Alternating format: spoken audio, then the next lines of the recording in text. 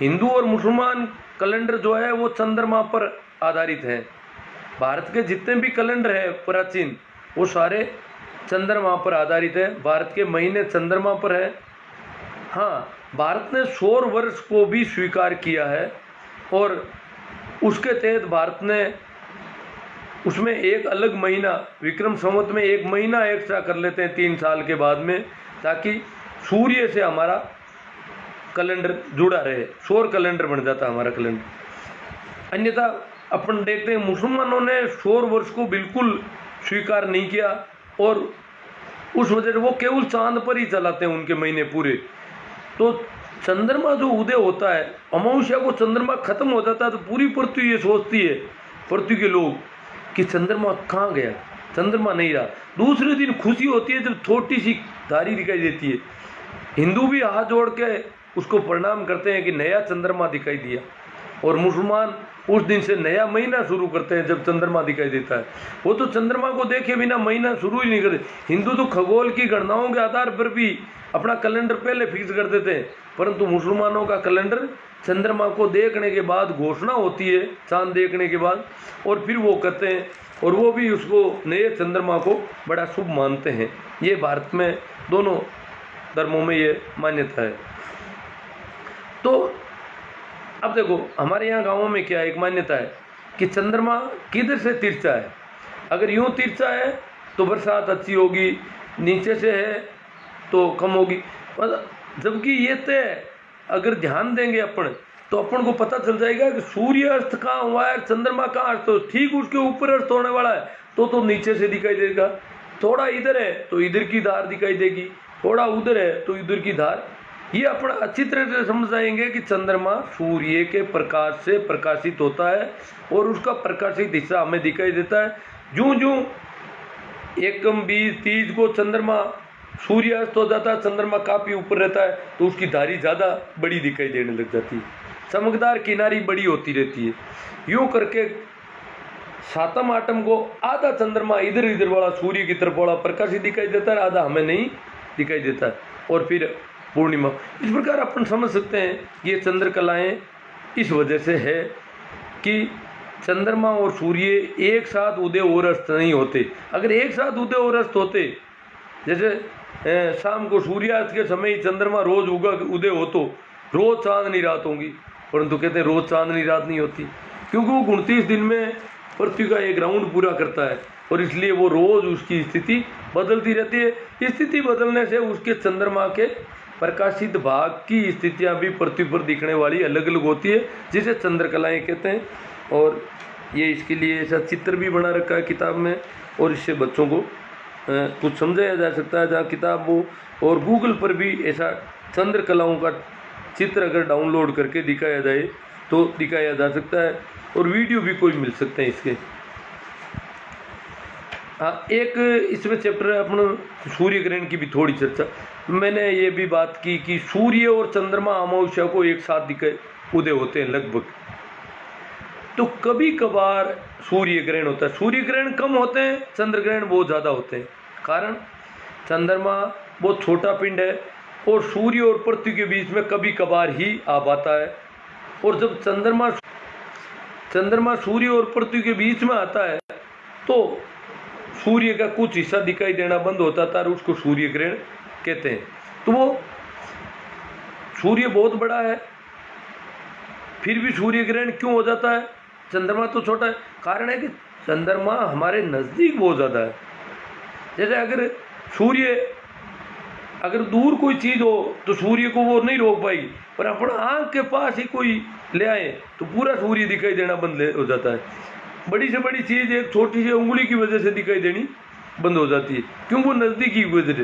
तो ये सूर्य और चंद्र ग्रहण की अपन ने थोड़ी बात की। चंद्रकला के हिसाब से भारत में पखवाड़े हैं, शुक्ल पक्ष और कृष्ण पक्ष।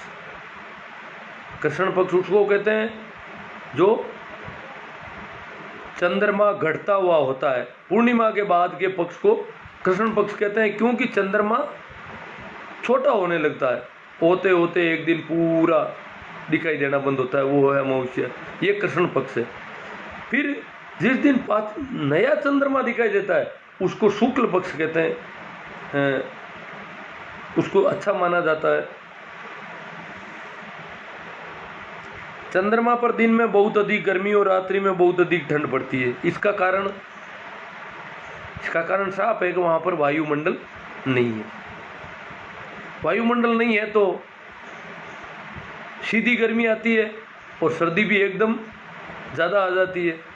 दूसरा, पानी भी इसको प्रभावित करता है। जैसे समुद्रों के किनारे कम ठंड और कम गर्मी पड़ती है, क्योंकि वो जल्दी गर्म नहीं होते और जल्दी ठंडे नहीं होते। तो चंद्रमा तो कोरा धरातल है, न तो वायुमंडल है न जल मंडल है, इसलिए वो वहाँ पर ठंड भी ज़्यादा पड़ती है और गर्मी भी ज़्यादा पड़ती है। इसलिए वहाँ का वातावरण जीवन के अनुकूल नहीं है।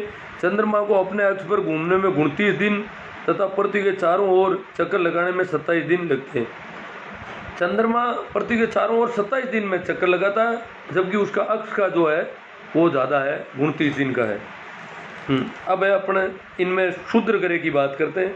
मंगल और बृहस्पति के बीच जो एक बहुत बड़ा वलय है, एक चूड़ी वलय होता है, जैसे टायर होता है, उसकी तरह जो वलय है वो है क्षुद्र ग्रहों की एक पट्टिका है, और उसमें असंख्य छोटे पिंड क्षुद्र ग्रह, जिन्हें अवान्तर भी ग्रह भी कहते हैं। ये एक मलबा टाइप है, धूल के कणों की तरह, बहुत सारा अंधकार टाइप, वो सारा का सारा वो भी सूर्य के चारों ओर परिक्रमा करता है, तो इसलिए उसको भी सौर परिवार का हिस्सा माना जाता है। अब है उल्का पिंड। उल्काएं धूमकेतु और क्षुद्र ग्रहों के टूटे हुए टुकड़े हैं। धूमकेतु और क्षुद्र ग्रहों के टुकड़े बिखर जाते हैं, टूट जाते हैं।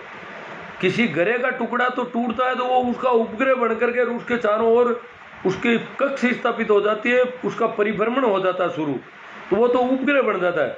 परंतु ये जो क्षुद्र ग्रह हैं, ये जो धूमकेतु है, इनके जो टुकड़े टूटते हैं वो उनके गुरुत्वाकर्षण से अलग हो जाते हैं, उनके चारों ओर चक्कर नहीं निकालते, क्योंकि वो छोटे पिंड है और इसलिए वो उनको गुरुत्वाकर्षण में बांध कर रख नहीं सकते। चंद्रमा पृथ्वी के गुरुत्वाकर्षण से बंधा हुआ है, पृथ्वी के चारों ओर ही राउंड करेगा, कहीं नहीं भागेगा, इसका निश्चित पथ है, परिभ्रमण पथ है। इसी प्रकार बाकी के उपग्रह उनके भी पथ हैं, परंतु इनके जो टुकड़े होते हैं वो उल्का के रूप में कई बार पृथ्वी के धरातल की तरफ, पृथ्वी के गुरुत्वाकर्षण से खींच के चले आते हैं, कभी बृहस्पति पर चले जाते हैं, कभी मंगल पर चले जाते हैं, जहाँ आसपास होते हैं उनके गुरुत्वाकर्षण के बल के प्रभाव में आकर के और वहाँ भागते हुए जाते हैं।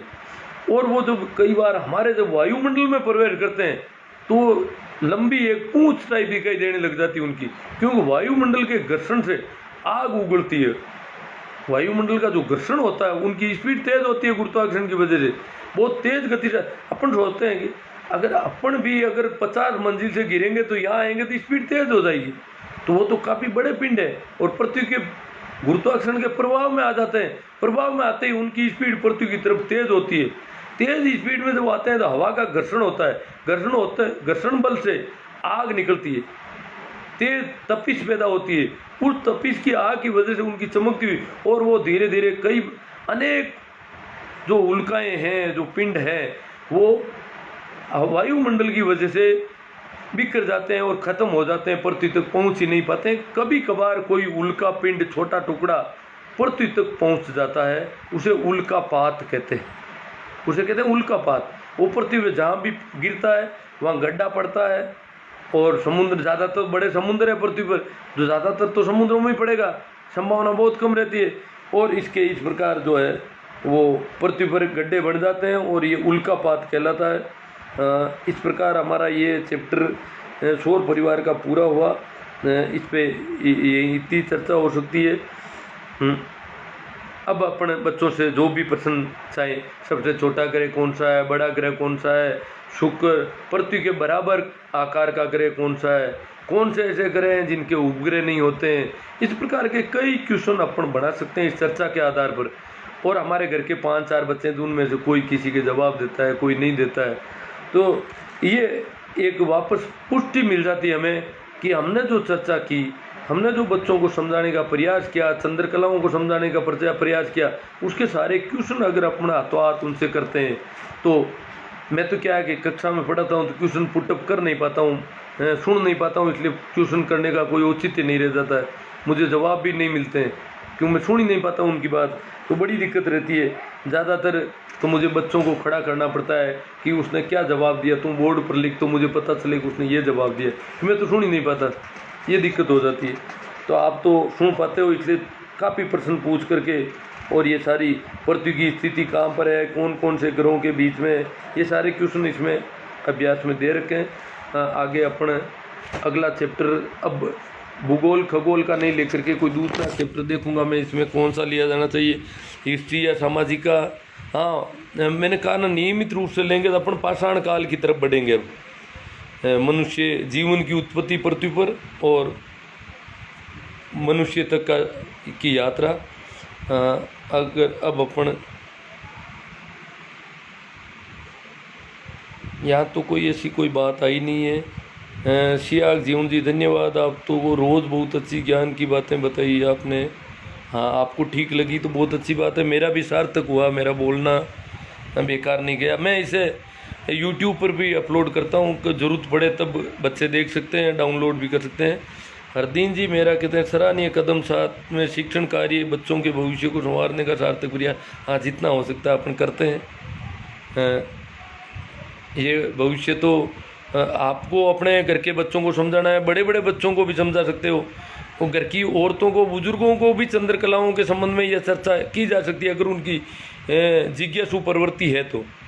हालांकि वो से तय हो गया, पुण्य में तो पूरा दिखाई देगा, इसमें क्या है, पुण्य को पूरा क्यों दिखाई देता है ये भी तो तय होना चाहिए।